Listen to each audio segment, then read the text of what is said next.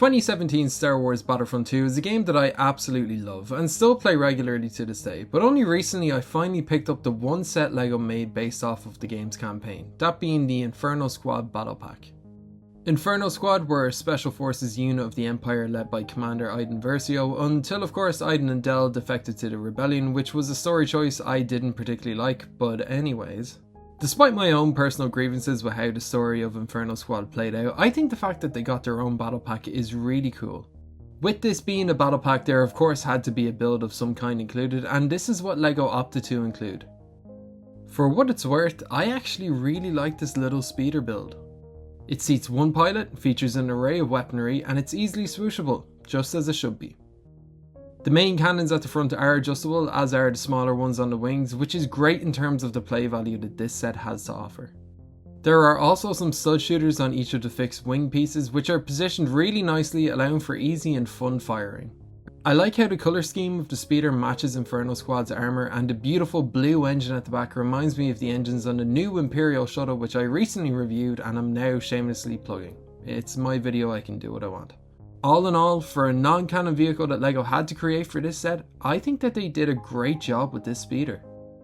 Moving on to the real attraction of this set though, let's talk about these Inferno Squad minifigures.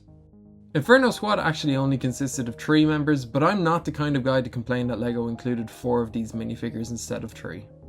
Let's focus on the 3 non-named Inferno Squad members first. In terms of their armour design, all 3 of these minifigures are identical, featuring the same prints across their torso and leg pieces, as well as having the exact same helmets too. Personally, I think their design is simply awesome.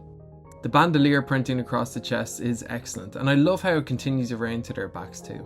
One of the minifigures does come with the Batman style belt accessory piece, which you could always just leave off if you want them all to look the same, but I think it's a nice touch. The real highlight of these minifigures for me is the helmet piece, which is a perfect translation of Inferno Squad's helmet into LEGO form. All of the printing here is really sharp, with the shade of red chosen for the detailing being a perfect match, and it's just great to see Inferno Squad's emblem accurately represented on their helmets. Given that Inferno Squad use modified TIE pilot helmets, the back of the minifigure's head is left a little exposed here, just as is the case on a standard TIE pilot minifigure, but it doesn't really matter given that the 3 Inferno Squad agents all just have a single facial expression on their heads. That isn't the case for Iden though, whose double-sided head print does result in one of her 2 face prints being visible on the exposed area left by her helmet. Speaking of which, Iden does come with a hairpiece, which is a pretty good match to her appearance in Battlefront 2, and her head prints offer you the option to choose between either an angry or calm version of Iden. I did buy this set used, so that's why one of Iden's face prints is looking a little worse for wear.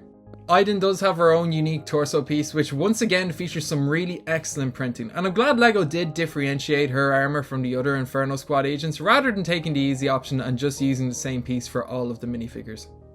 If I do have one complaint to make when it comes to the minifigures, it's not the minifigures themselves, but their blasters are unfortunately victims of the stud shooter blaster era of battle packs. I'm really not crazy about this type of blaster being in battle packs, but I do like how there is some variety to the weapons in this set and that they aren't all just the same standard stud shooter blaster. All things considered, I think that this is one of the better battle packs that we've seen from LEGO in recent years. The minifigures are all excellent, and while you could argue that it's not much of an army builder considering it gives you more Inferno Squad agents than there ever were in universe, if you just want some cool looking Imperial minifigures, then this battle pack totally delivers in that regard.